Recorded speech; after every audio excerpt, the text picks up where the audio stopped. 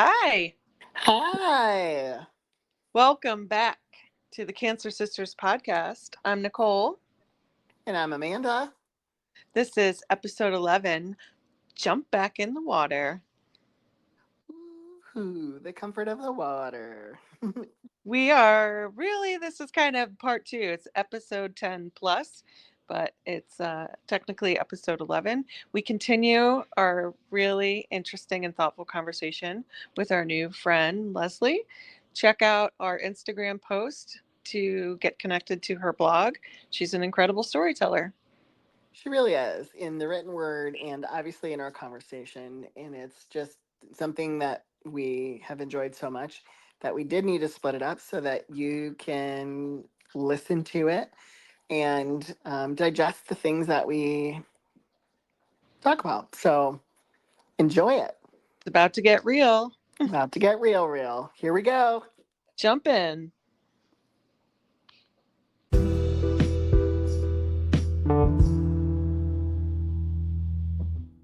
But I got back in the pool and I couldn't get my arm over my head. I had huge mobility issues, just massive. And then I had this lymphedema, and it was really, it was devastating actually to get in the pool and to see the slowest of slow swimmers able to swim faster than I could. And I remember early on, I just started using all my tools. I started wearing fins and doing a lot more kicking because I was Mhm. thinking, well, this is what I can do. Mhm. And I remember this guy, and let me just back up and say, I don't know if most swimmers are this way, but I am definitely this way. If somebody's starting to pass me, I'm just going to put them in their place, and I'm going to turn on my Exactly. turbo, No, and I'm they going don't to take pass you. You off. keep going. And I was like, yeah, good luck, good try, see you later. Yes. And so I remember I had my fins on, and this guy was coming up, and he was just not a fast swimmer, and he had really poor form. And I thought, oh, I just need to put him in his place. And I went to turn on my kicking turbo, Mm-hmm. and I came off the wall, and he was already gone. There was nothing in my legs, nothing, Oh, nothing, and it was Leslie, like, I just got so sad. I yeah. know. I can picture it. Yeah. Right? I mean, that was just, so not only couldn't I swim with my arm over my head, I just, there was no gas in the tank at all. Like, and I was used to being fit and, whatever, a fast kicker. I'm good at kicking. And so that's when I realized, oh, this recovery thing is going to take more than a minute. And one of my new neighbors had cancer in her 20s. I've never asked her what type, and I really should. And she told me, she said it takes 7 years. 7 Oh years. my gosh. I don't know where, Wow. I mean, like, you two are in two different places, but does that sound right to you? I I think it has to be different for everyone. I will say we both had moments where we realized it was going to take much longer Mm-hmm. than, and how much recovery and what recovery means. Mm-hmm. Mm-hmm. Yeah. Because I was so blissfully unaware, I guess, and I had seen Amanda go through it. Mhm. And I knew Yeah. I was like I a year later I was going through the exact same treatment. Oh, Um so much, well, I thought I was going to be finished with treatment at the end of September and that I was going to go back to work at the end of October. And I said, no, you're not. And yeah. then, Yeah. October happened and I was like, well, I'm really not, you know. And I had talked to my superintendent whose wife had breast cancer and had seen it from the caregiver's perspective, and he said, I never would have said this to you, but I knew you weren't coming back to work. Yeah. You Right. know, Because you Mhm. he had just, experienced it. He knew. yeah. Right. And, Wow. and I think what's so crazy about that is that there's such a celebration when you finish treatment, and everyone wants to just be happy for you and be like, yes, you're through the worst of it. And I don't think you are. That's the thing. Like, you don't know. You're not really through the worst of it. Amanda and I talk about this fun little, because, because our treatment both, sent us both into menopause. And so we're Yeah. like, this is a fun little game. Is this Yeah. like cancer treatment or menopause? Where did this Right. pain come from? Where did this, We said that so many times. where Yeah. is this? Is this because I'm in my late 40s? Like, I have to Right. stop saying that. Is it because we're almost 50? Or is it File under those things that you never expect. you were never told until something like this happened? Yeah. Right. Like, and none of the women in my family talked about it because, my grandmother raised my entire aunt and uncle cadre, as Christian Yeah. Scientists. And while people may not be practicing, you sort of live the way you grew up. And Right. yeah, You so don't talk nobody was about it. saying, honey, Right. let me tell you what's going to happen to you. Yes. Well, I asked our mom, sometime in the last year. I was like, just to figure out when maybe would have been normal for us to have experienced Mhm. menopause. Mm-hmm. You know, not the radiation killing the ovaries, but like when Yeah. when just she was like, "Oh, I don't know. Wow. I don't remember." Because I think for her there was just no part of her that was going to, keep that or what to tell us about it. Yeah. I doubt she talked to anybody about it. Right. And that makes me Well, yeah, just of the yeah. generation that you just don't talk Uh-huh. about stuff like that. Right. You didn't. That's right. There She wasn't doesn't wear even. pearls, but she probably be clutching them right now.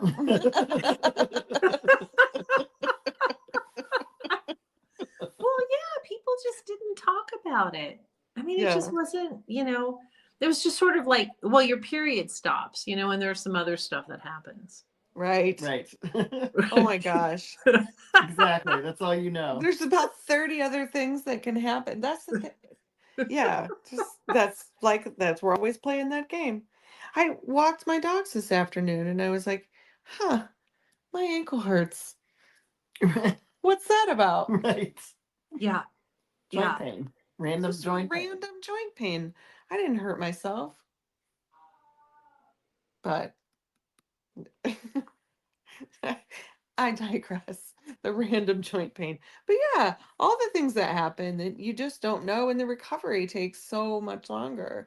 I ended up not going back to work until the second semester, and I took a video of myself, uh, the moments before my first class came in, and I was like, oh, I'm so excited to meet all these people. And I look back at that video, Mm-hmm.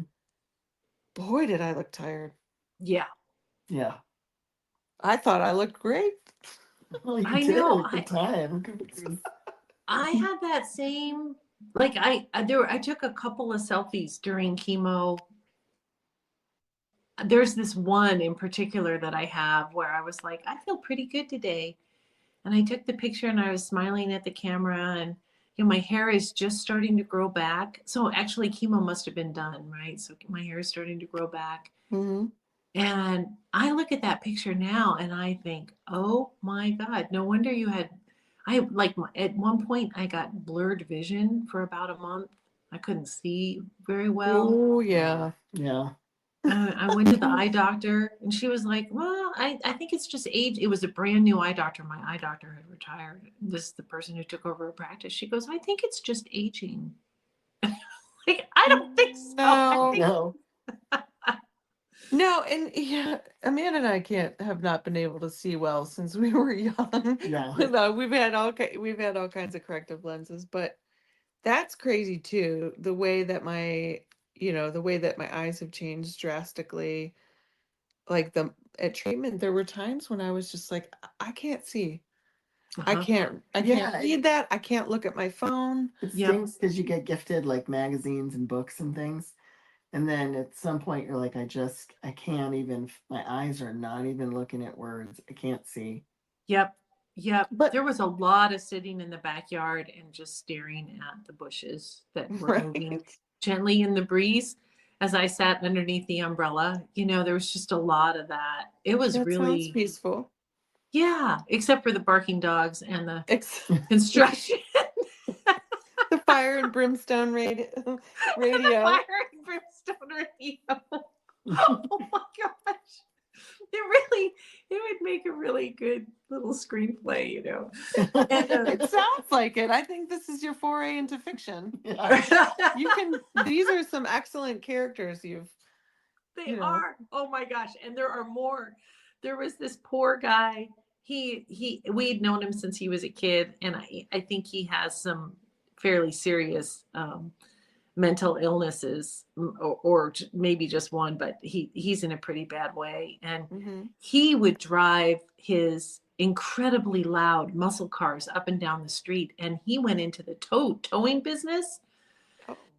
And 510 towing, in case you're ever down there and you need a tow. and, and he would park this horrible tow thing on the street, and it was noisy, and then we slept through it. But at one point, Homeland Security raided his house. And just for the record, I lived in a really nice neighborhood. Just for the record, a quick caveat. Other than No that, big deal, a raid going on down the road, but I slept through it. both my husband and I slept through it, and there was a helicopter and everything. Most of the neighbors did hear it, but somehow we had missed it. So anyway, yeah, no, it was a pretty crazy time in Berkeley. No doubt. Jeez. There's an interesting story I'll have to tell you about what you don't know about your neighbors, but not on record. Okay. So I'll have to tell you sometime. Yeah, that's not for this episode. That's not for this. Well, that's your teaser for the next one. No. Right. We'll be discussing a new topic. Discussing other people's dirty laundry. Oh my goodness. Yeah, we both have So- good stories about that. You know what I was thinking about earlier when we were talking about side effects and like vision, for instance. Did you feel like when you're first going over your treatment plan and there's somebody, and for me it was the nurse, and she sat down and said, okay, now this is what it's going to be like, and this is what you should expect, and this could happen to you, and both the doctor and the nurse had that conversation, like you nobody also mentioned menopause, No, not at all. but among all Oh. the symptoms, somebody did say, don't get a new pair of contacts or glasses Yeah, I was during told or that too. during or after treatment. Yeah. Don't- Don't change your vision. Don't go Don't go to change the your dentist. lenses. Yeah. It's so strange. Yeah, No, I got the don't go to the dentist message. I didn't get the don't change your prescription, but I was told that my oncologist did tell me. She said this is going to catapult you into menopause. So I knew I was headed there. What surprised me, well, and I had been through this with my mom, so I kind of had a little bit of a sense of what could go wrong with chemo. Mm-hmm. But the list of things that they give you and the things that you're supposed to do, like the mouthwash, you're like, oh, okay, and I actually asked my son's principal at his school. She had had breast cancer about 12 years before, and we lived around the corner from the middle school. So I had known this story because Mhm. essentially, she was a neighbor, right, at her work. And so I asked her about her cancer experience because I wanted to just make sure that I took lessons from somebody else and who was with it and together. And Mm-hmm. she gave me her cancer log. And then she told me Oh. that they would feel that she would feel tired after her first chemo. And I said, yeah, how tired were you? And she and I had the same oncologist, and our oncologist said to us, don't let cancer get in the way of your life. Don't let cancer, keep living your life. Yeah. Oh, And and I asked her, I'm like, so what did you do afterwards? And she goes, well, I just kept living my life. After my infusion was done, I got on the Bay Area Rapid Transit train and rode over to San Francisco and took in a ball game with a beer and a hot dog with some friends. And I said, how did that go? And she said it was horrible. God, I can't even imagine. A train, a beer, and a hot dog. That just sounds None like of it. Oh, none of it. Are Oh, wow. any of those things that you wanted to do after 6 hours of chemo? absolutely not. No way. After my first chemo, my sister-in-law and I walked about 4 blocks to a different building at Kaiser so that I could get the shingles vaccine because my oncologist and primary care physician had been arguing over who was going to issue the order for it. And I had asked for the shingles vaccine because I was terrified that I was going to get shingles. A lot of people I talked to had shingles at the end of their cancer treatment. And then I got to the clinic and I said, okay, I'm here. I just did 6 hours of chemo though. So if you guys could get me in, I'd appreciate it. There were a whole bunch of people sitting in the waiting room and I just Yeah. didn't want to sit. And the receptionist looks at me and she says, oh, hold on. And she goes and gets the injection person who's not a nurse. And the injection person comes out and says, oh, we can't give you the shingles vaccine today. You've just had chemo. And I said, well, what are you talking about? Right. And she said, well, you need to come back when you're feeling a little better, maybe in 6 or 7 days. And I Oh, looked at her and I said, I'm going to be at my nadir, which is your lowest point of white blood cells, red blood cells, and platelets in a week. Today is the day to get this shot. This is the day that I still have red blood cells and white blood cells. If we don't do it today, I miss my window. It won't take. And she looked at me and she was like, oh, maybe I maybe I said something I shouldn't have said, and I said, and she goes, well, this is the best I know, so I don't think you should do it. And I said, I need to speak to your manager and I need to speak to them right now. And so she went and got the nurse manager who came out and I said, look, this is what this woman is saying to me and it's entirely wrong. This is my understanding of the situation. And she said, you're right. I'll give you the injection right now. I'm sorry you have to go through that. Oh, wow. But that's I know that wasn't your question was more about what did people tell you? But I found that I had good information and bad information both coming at me. And I had to parse through it quickly and I had to be an effective advocate for myself to get stuff done. Well, that was the word I was going to say because it's advocate, advocate, advocate. you have to because all the time. Well, Yep. just think, and I'm so glad you did that because you have to say no. I'm sorry, you're misinformed. But that's the crazy thing. Like you get some good advice and some bad advice, or some good information and bad information. And sometimes I would get really angry about it. But as I think about it, unless you live through it, you don't know. Right. Yep. And I don't wish that upon anybody. No.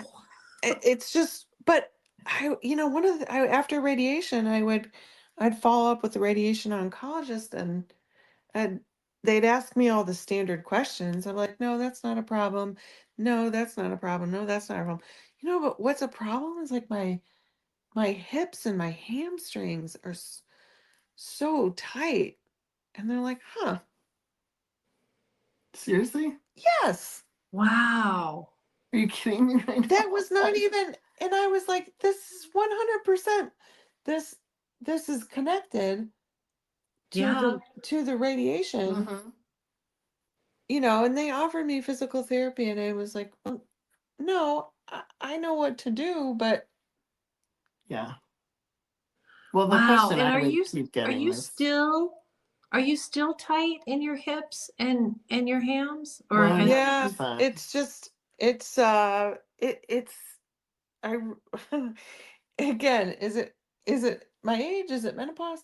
But no, um I really have to make a concerted effort to stretch and exercise and move, and I'm not swimming. I probably should be. yeah. But things that, you know, just simply, like I said today, taking my dogs for a walk. I used to walk with friends, and sometimes we'd go 3 or 4 miles or a 5 mile hike. And, Mm-hmm. you know, I really like those things. Walking is the worst. I hate walking. I mean, I'm Can't do like, it anymore. Wow. you know, I can't do it anymore. mile and a half. I'm like, oh, Yeah. it just doesn't feel good. Boy, I don't know if this is a parallel or not, but after radiation, and of course, I ended up with lymphedema, which is its own, Hmm. deal. But I could put my arm over my head, but I couldn't get the rotation like I basically ended up with frozen shoulder, and like I couldn't do a stroke of crawl, and let alone butterfly, which is my stroke. And I could kind of do breaststroke, and I could eke out a backstroke that had a very odd looking catch. Right, because you didn't have the rotation. Yeah, I So just didn't. that has to be related, don't you think? Well, and so, what I did is I went into this acupuncturist who did this thing called dry needling, Mm-hmm. which is trigger point releases. And she worked on my whole shoulder and pec for, I don't know, about 2 years. And I did get some improved range of motion. And she said it was like working in concrete because of the radiation, I think. So it was like layer after layer after layer of these actually not very pleasant trigger releases. And Right. Yeah. then I This is- finally went to the lymphedema doctor, and I told him what was going on and that I couldn't swim. And, I was going through the litany of complaints similar to you, but with my shoulder. Mm-hmm. And he said, well, it's either nerve damage or it's something mimicking nerve damage. And I really think you need to see the sports medicine doctor, which hadn't even occurred to me. And he said, if sports medicine doesn't cure it, then I think it's on to the neurologist. And I thought, well, that's sort of the most concrete advice, like do this. So I was like, well, okay, fine. So I went to the sports medicine doctor, and he said, oh yeah, you're frozen, your shoulder is frozen up. I tell you what, we're going to put an injection of, I don't even know what at this point I'm like, sure, just, sure, Injection shoot of it up. something. Let's see what happens, So he shot up my shoulder with something. And then he sent me off to PT, and I went to see my sister-in-law's PT, who's, just God's gift to PT. And I'm so grateful for her. Nice. And she, did all the PT stuff to unfreeze the shoulder. And then all of a sudden, all the trigger releases we had been doing, Mm-hmm. like, started holding a little bit longer. And then we did more. And now when I go see my acupuncturist, I only need like maybe 10 of them instead of 30 or 40. And I can do 25 yards of butterfly in, I just did it on Sunday or Tuesday, 23 seconds. And I started at 50 seconds. And 18 Wow. seconds is my normal. Like if I was pre-cancer, I'd be swimming 18-second, Right. 25s on the 50, or the 45, depending upon how I felt. And race pace, right? Well, Boom, boom. congrats. That's great movement. It's really good. But I realized like, and all my shoulder wants to do is tighten up every day. right? Every day it wants to go back to being just curled up in a ball. And I'm like, nope, we're not Right. doing that, It know? has to be scar tissue though. Did the sports Mhm. medicine doctor, I mean, frozen shoulder, that's what it is, but scar tissue just had to come from the radiation. Yeah. And that's what all that trigger release stuff is all about. And then, yeah, and you actually, now that you mention it, we did a lot of in PT cross fiber massage. Yes. Mm-hmm. And so I'm feeling like I think my biggest challenge is the lymphedema keeps me from being able to swim more than 100 yards fast. And even 100 yards, I can't swim that fast. I can swim, I'm swimming a half a second off if it's a good day, my 50 time, but I'm swimming like 6 seconds off my 200 time, and I'm swimming 20 seconds off my 200 time. And I'm a person who used to be able to just send out like Old Faithful on an interval, hold this interval, hold this interval, hold. Okay, sure, I got it. And now I swim and I'm not tired, like I'm not respiratory tired, but my arm just stops putting out the wattage or whatever, Yeah. Well, and I can relate because that's how I feel when I start walking and I go a little further than I would normally, and I was like, oh, I forgot something in my car, and I'll just go out and, and I'm on my way back from going to the car, and I'm like, it's like somebody poured concrete and I'm slowing down. Man, that has Mhm. got to be devastating. Yeah. Yeah, because nothing will make you feel more old like not being able to walk, Yeah. you know? I just, Yeah. yeah. And so, but, I've been able to do it like with endurance and, like walk a little further and it's a little more endurance, but it takes so much of stretching and like preparation to be able to do it. So, Wow. I just yeah. wonder what's that muscle that runs the oh, shoot, I Is it can't the think of. piriformis? Oh yeah, and the hip flexor. Yes. Yeah. And those both both of those get radiated? It's hard to say because radiation is so targeted, Mm-hmm. but but it's not. Like it was targeted on my rectum, but it shuts But down the everything's ovaries. affected. Yeah. Yeah. Well, it goes all the way through, right? The It whole doesn't. pelvic girdle, basically, all the Mhm. muscles that attach to the pelvic girdle, I had to experience. So in the, Yeah. like the hip flexors and the hamstring tendons and Yeah. the butt muscles and Everything. all of it gets rocked. So and their routine questions for a follow-up they were always about your bladder, where you Yeah. basically incontinence because we had to take radiation with a full bladder because that protects the bladder itself by sort of diffusing the radiation from scarring your bladder. They said it also pushes a full bladder pushes the other organs further away from where they're radiating. Oh Yeah. my God. Oh, this just sounds horrible. Well, what's horrible is when you go, because I had a 3:30 appointment every Monday through Friday. So that was like the end of the shift, right? But if they were behind, Oh, it was they're like, 5. they're like, Yeah. like, are you okay? I'm like, no, I am 15 seconds from urinating on myself. Oh my gosh. And then you have to hold perfectly still while they're doing the radiation. Yeah. And it's, the mind-blowing thing about radiation is how the actual radiation is so quick. Yeah. So 3 minutes, maybe. Yeah. Yeah. I want to say that my total treatment time was 18 minutes. But Including setup and yeah, I think the radiation itself, there were a couple of times for me, I was in a situation where I had to hold my breath. I guess it's that same. Yeah. the lungs same were there. concept, right? Because you fill your lungs with air, it's going to dissipate, so it's not scarring your lungs. Yep.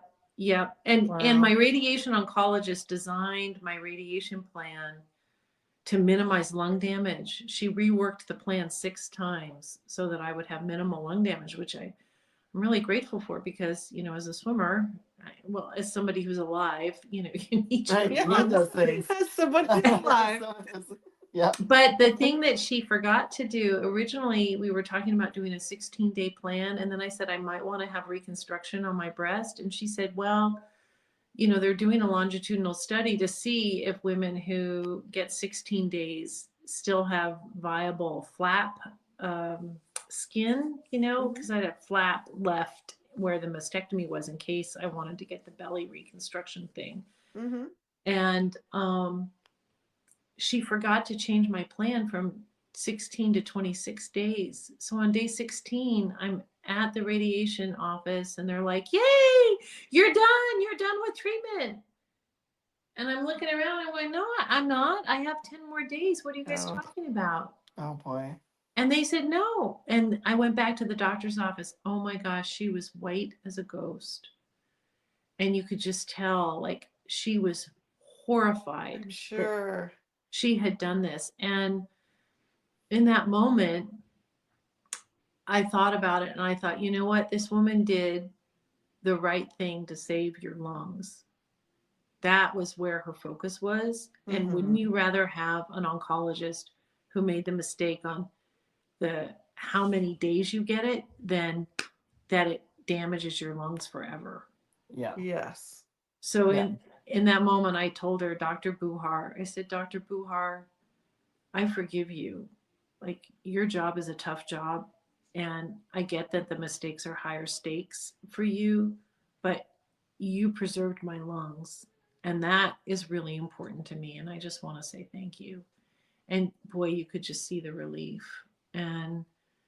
But 4 months later, here I am with lymphedema. And I just always wonder, like, well, if I had done 26 days, could I have avoided getting lymphedema? I'll Yeah. never know. I'll No. never know. That's the thing. We can always come up with more questions. Yeah. You Well, know. and I mean, honestly, that's why we share these things. And when we were talking about like what we should get into, these are things that people should know just so they've heard it sometime, just Yep. in case, or if it can apply to something, so they can advocate for themselves or for someone else. Just in case. Yeah, because what I should have, you know, going back to that, when I talked about advocating for myself and you said yes all the time, that's where on day one, when I walked into the office and they scheduled me out for 16 days and I made the assumption that that's how they did it, I should have said, hey, I just want to make sure we're all on the same page here. This is a 26-day plan, right? Yeah. You know. Yeah, but are you supposed to have the wherewithal to do that? Yeah. Shoulda, coulda, woulda, but You know, at that point, like, you're pretty fried, right? I remember Pretty fried. after chemo 6, I was lying in the bed in a fetal position and just really being grateful and thankful that I didn't have to go any further because I honestly didn't know that I would survive a chemo 7. You know, it had gotten to that point. And it really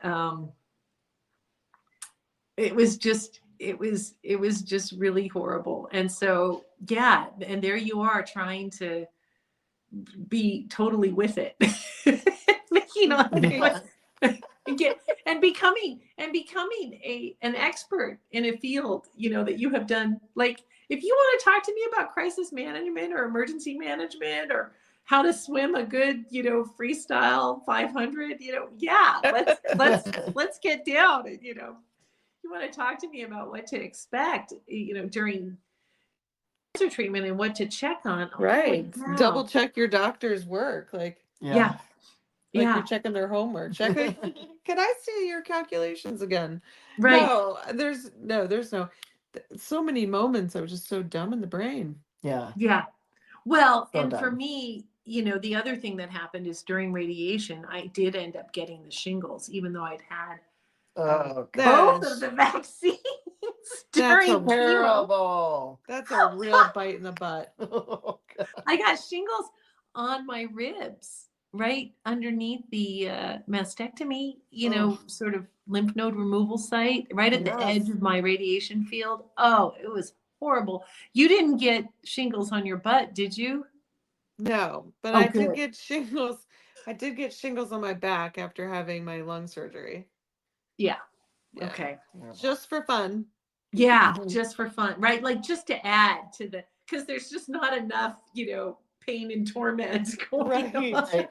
Not all the scars, all the incisions trying to heal. I needed to have a little Yeah. little Little batch nerve of the pain. shingles. And then after, because we're 49. Yeah, we're 39. So I was 48.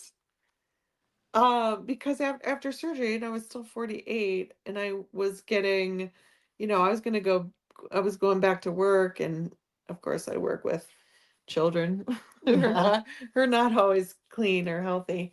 I was, I went for my COVID booster, my flu vaccine, and I was like, I should get shingles, and they're like, no, you're not old enough, and I was like, no, I've had shingles. I'm old enough. Yeah. Yeah. I don't care about your 50 rule. Like it's close enough. Yeah. So, And you've somebody had it. literally at practice mentioned that to me tonight, one of the other coaches. Oh, Shingles. she's like, you should have already had a shingles vaccine. And I was like, no, I'm not old enough. But I was like, oh, but Nicole's had it. So, I've had Yeah. shingles. I haven't had the vaccine. no, I mean, that you had shingles. Oh yeah. No, we're old enough for that. I had shingles in college. I don't remember that. Just once. Oh, Well, I was on a real Thursday, Friday night, Thursday Saturday night, night. Friday night, Saturday night kind of schedule. And keeping up with my classes and my studies, yeah. That sounds about the right recipe for shingles. Right. It's just one of those things. So yeah, just once in my early 20s and once in my late 40s. Dang. I know. Yeesh. Yeah. Well, how's Yeah, go ahead. how's your dinner? Like it's cold now, right? Oh my gosh, I made baked potatoes and spinach and broccoli, and then for the guys, because I live with my son and a foreign exchange student who's male, and my husband, I made sausages and got out some really yummy cheese for them to put on their baked potatoes. So I'm looking forward to it. I That think it's sounds gonna be nice. I think it's gonna be a good dinner, Good. Well, I mean, clearly we could talk forever, and we could probably do a part 2, because I feel like there's so many things that we can talk about. But we're gonna let you get to dinner, and And we're gonna get to bed.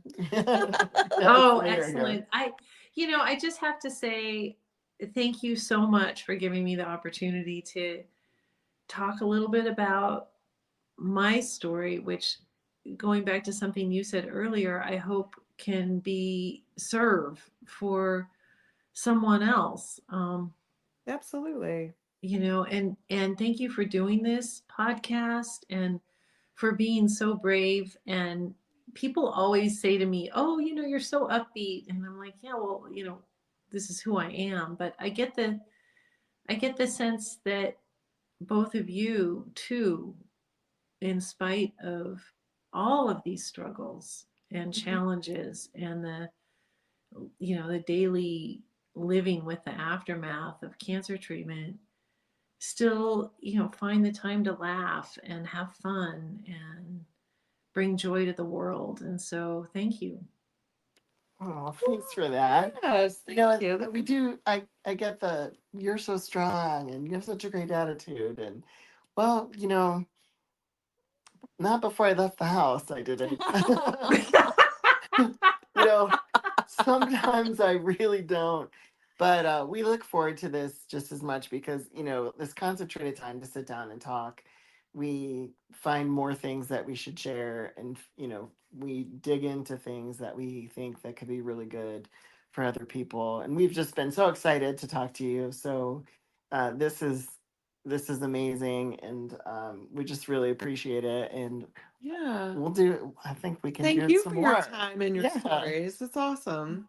In your Yeah. perspective, different from ours, but yet there's so many similarities, and just so good to share. And thank you for being open to doing that. Yeah. Thank you. And may we have many, many, many more green light years ahead. Heck yeah. Absolutely. Yay. Have a great one. We'll talk to you soon. All right. Be well. You You too. as well. Bye-bye. Bye. Bye.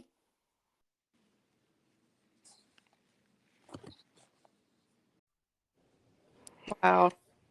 That was such an emotional and such a thoughtful new friend and such an incredible conversation. I could not have said that better. And we'd love to hear your feedback. We'd love for you to connect with Leslie and her blog. And as always, we thank you so much for listening. Until next time. Bye. Bye.